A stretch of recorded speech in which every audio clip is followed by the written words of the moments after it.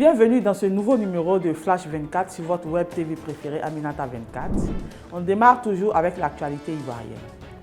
Le message du chef de l'État Alassane Ouattara suite au rappel à Dieu du magistrat hors hiérarchie M. Kone Mahamadou le lundi 8 avril 2024.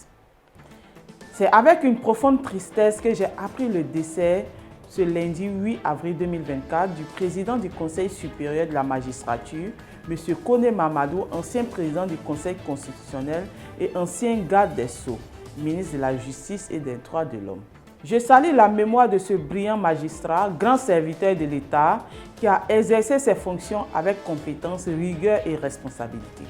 Avec la disparition du président Kone Mahamadou, la Côte d'Ivoire perd aujourd'hui un homme d'exception et de grande valeur.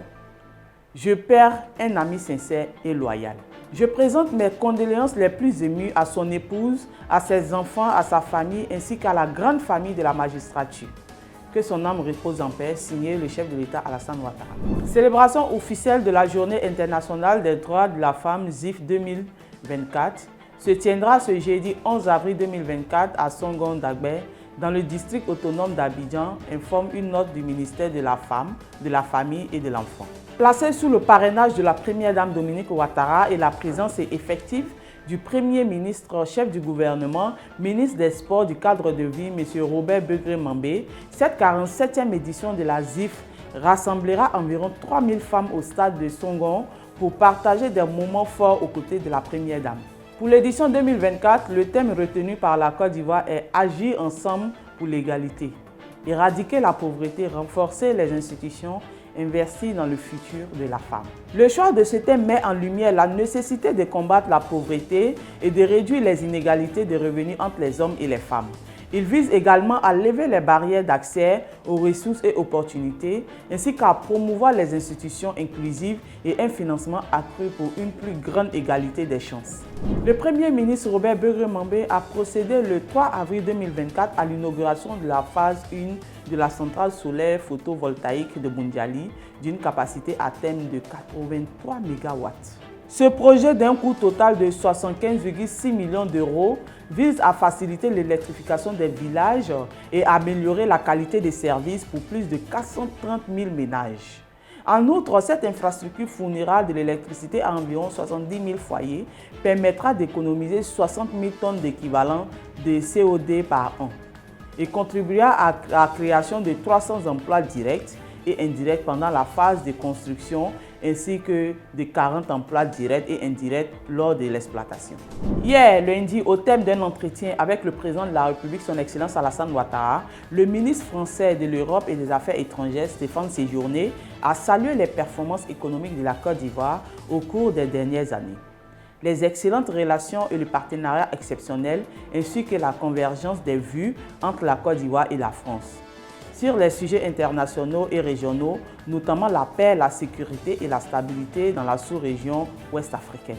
Toujours en Côte d'Ivoire, le gouvernement est engagé à offrir à chaque citoyen en Côte d'Ivoire des possibilités d'alphabétisation et d'apprentissage tout au long de la vie. Le représentant de la ministre de l'Éducation nationale et de l'alphabétisation, Dr Alain Laurent Aboua, l'a réaffirmé le lundi 8 avril 2024 à Abidjan-Cocody à l'ouverture d'un atelier d'élaboration des documents cadre de la cellule intersectorielle de la collaboration des acteurs de l'alphabétisation et de l'éducation non formelle. Cette rencontre organisée par le ministère de l'Éducation nationale et de l'alphabétisation à travers la direction de la coordination et du suivi des programmes de l'alphabétisation se tient jusqu'au 11 avril prochain. Elle a pour objectif d'élaborer les documents et tests régissant le cadre de la collaboration entre les acteurs étatiques et non étatiques de l'alphabétisation et de l'éducation non formelle, afin de renforcer la politique nationale d'alphabétisation et favoriser le développement du capital humain en Côte d'Ivoire. Offrir à chaque citoyen des possibilités d'alphabétisation et d'apprentissage tout au long de la vie est à la fois un impératif moral et une condition essentielle du développement humain durable. C'est tout le sens de cet atelier auquel Madame le ministre attache le plus grand intérêt et dont elle reste très attentive aux résultats.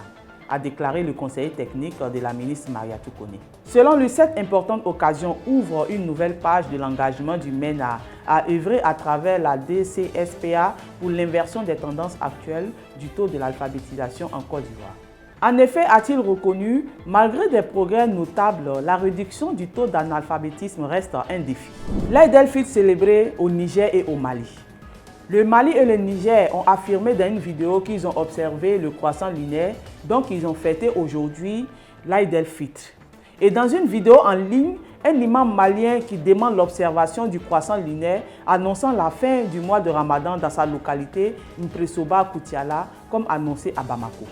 Notons que partout dans le monde et en Côte d'Ivoire, l'Aïd el-Fitr sera célébré le mercredi 10 avril, sauf au Mali et au Niger qui ont déjà fêté ce mardi. On termine en football avec la République démocratique du Congo, Katumbi qui veut quitter le football. Ça fait plus ou moins 40 ans que je m'occupe du football, dont 27 ans à la tête du TP Mazembe. Bientôt, je vais me retirer du football. J'ai déjà dépassé 25 ans et je crois que je suis le plus vieux président du continent. Il est temps de laisser la place à la jeunesse, a dit le président du TP Mazembe au micro de la radio BBC après la qualification de son équipe en demi-finale de la Ligue des champions africaine.